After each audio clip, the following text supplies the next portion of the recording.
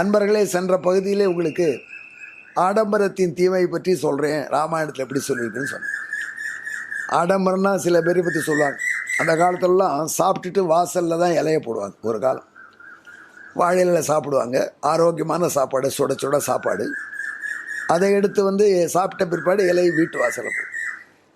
அந்த இலையை பார்த்து போகிறவங்கெல்லாம் பிரமிச்சு போகணும், இவங்க நல்ல வளமாக இருக்காங்க அப்படின்னு. அதுக்கு ஒரு வழி, அந்த நிறைய நெய் போட்டு சாப்பிட்டா, நெய்யெல்லாம் உண்டிப்பாள். அப்போல்லாம் இந்த பிபியை பற்றிலாம் அச்சமில்லை. இந்த நெய்யை பற்றி பல கருத்து சொல்கிறாங்க. நெய் கெடுதல், நாங்கள் கொஞ்ச நாள் இப்போ நல்லதுங்கிறாங்க. நான் முன்னோர்கள் போன வழியில் போனால் ப்ராப்ளம் இல்லை.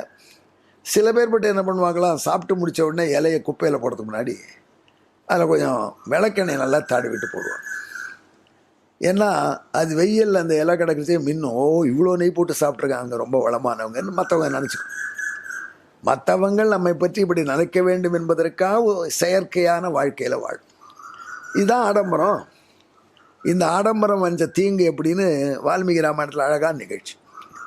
அரக்கர்கள் பல பேர் மாண்டு போனாங்க போரில். குரங்குகளும் பல பேர் மாண்டு போனாங்க.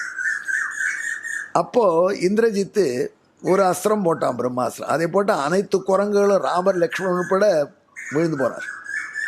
ஜாம்பவான் தான் உசுரோடு இருந்தார். விபீஷணன் சிரஞ்சீவி வரம் பெற்ற உசுரோடு இருந்தான். அனுமார் சிரஞ்சீவி வரம் பெற்று உசுரோடு. அப்போ அனுமனை மருந்துமலை கொண்டு வர சொன்னான் ஜாம்பவான். அனுமன் மருந்துமலை கொண்டு வந்தான். அந்த மருந்துமலையில் உள்ள மருத்து செடிகளுடைய மருந்து செடிகளுடைய காற்று பட்டவாறே வானரங்கள் உயிர் தெழுந்தார்கள், ராமன் லக்ஷ்மணன் உயிர் தெழுந்தார்கள்.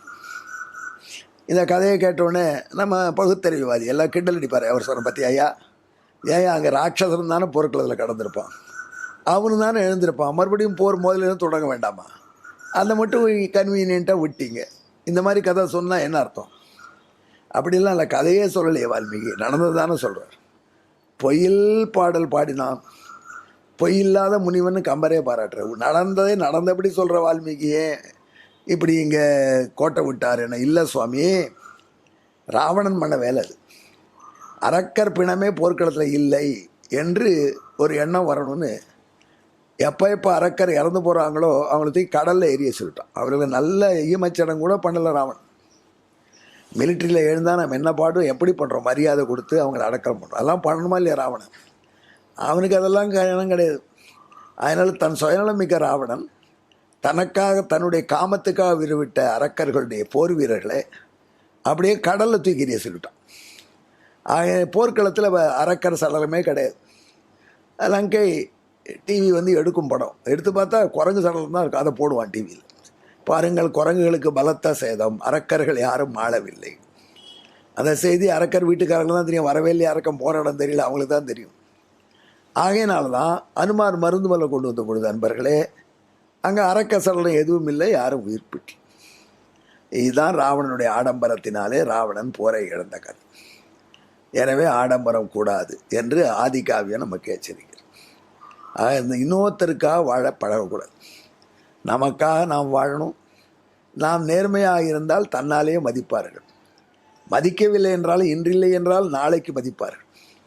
அதனால் ஆடம்பரம் கூடாது என்று ராவணன் வரலாறு நமக்கு உணர்த்துவதை இந்த நயமான காட்சியில் பார்க்கலாம். அடுத்தபடி உங்களுக்கு நான் என்ன சொல்லணும், ரொம்ப முக்கியமான விஷயம்தான் திருப்பாவை ஆண்டாள் காட்டியிருக்காங்க. இறைவனுக்கு சிறு பேர் பெரு பேர் இருக்கு. எது சிறு பேர், எது பெரும் பேர், அதை பார்ப்போம்.